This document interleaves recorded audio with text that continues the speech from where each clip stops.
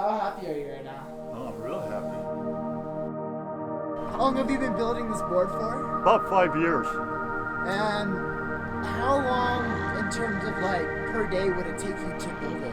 Oh, I work an hour or two and have a beer, work another hour or two. The thing is it's too cold in the winter to work in the garage. So I only work on it in the summer and the spring and the fall. I'm 73 and my name is Patrick Raymond Wallenberg. How long have you been surfing for? Since I was 15. Now, do you remember your first wave? Yes, I do. Can you tell us about that? I had a 9.4 Dave Sweet. In those days, they were all longboards. I had a 9.4 Dave Sweet. I was on the south side of Huntington Pier, and I took off on a wave, and I purled. Purl is where you're not paddling fast enough. The wave comes and lifts you up and buries your nose into the water. Well, I purled, and I slid off the back end, off the tail block, and as I slid off the back end, the board hit the bottom, hit the sand, and it like pirouetted me right here on the left leg.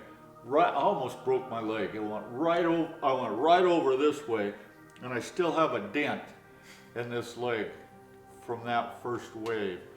But anyways, yeah, that's that. I remember that vividly.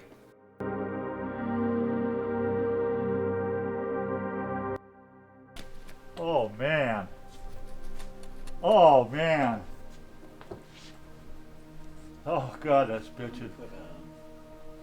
That is really something.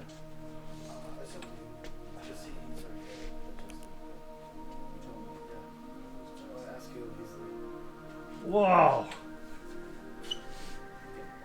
It's beautiful. That's awesome. It's beautiful. That's 5 years of work right there. Yeah, yeah.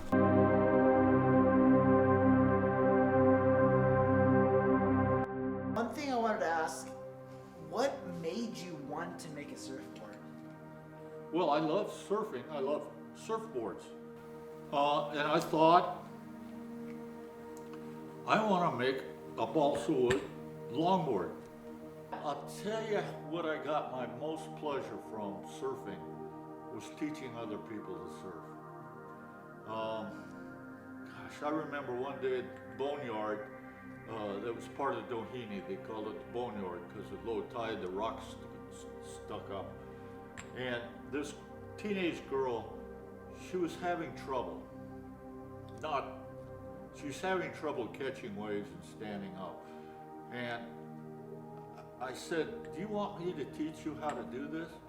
She goes, yeah. And I said, well, are you here alone or is your mom or your dad here? She goes, yeah, my mom's right there on the beach. So I paddled in and I said, I want to teach your daughter how to surf. Is it okay? She says, yeah. So what I did, I like to take people out in the water and me waiting in the water, and I'd turn them around and face them towards the beach. And then when the soup came, the soup was the broken wave, the white water, I would shove them in towards the beach, and I go, stand up, you know, and she did, and I taught her how to surf, and of course I taught my two sons how to surf.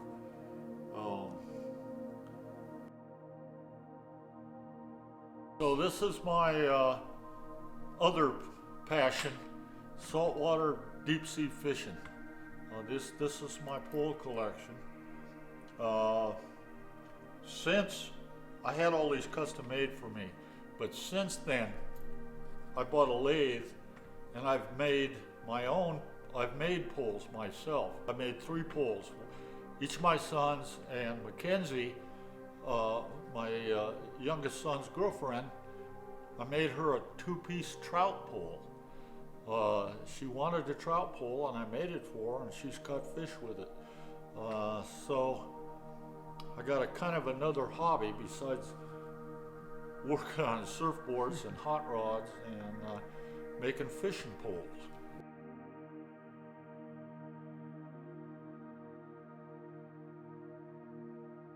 really, if you had to sum up surfing in one word, what would you say? Love. Yeah. Yep, that was my sport. You know, fishing's fun. Hot rodding's fun, but expensive. But surfing, I surfed every chance I could get. I was a box boy in a grocery store. And if I wasn't at school or working as a box boy, I was at Doheny surfing. Period. I had a girlfriend, Jeannie Hilchard. She lived catty corner from me, and in Fullerton. And her family every year would rent a house in Newport Beach.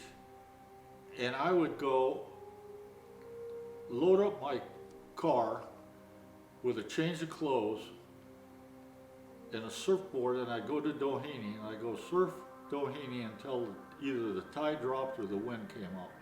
And then I would go into the restroom and take a shower, change clothes, drive up to Newport Beach, and stay with them for most of the afternoon. Early evening, I'd drive back up to Fullerton, and then I did that day after day after day. But gas was 39 cents a gallon. You know, it cost 35 cents to get into Doheny at the time. And when you bought a ticket to get into Doheny, you kept the ticket and you could leave and go check out other places and come back in with the same ticket. You can't do that nowadays. You know, I don't know what they charge nowadays to get into Doheny, but yeah. That's awesome. Yeah. Well, thank you for sharing your story with us. Well, you're welcome. It's you know, I want my friends to see it.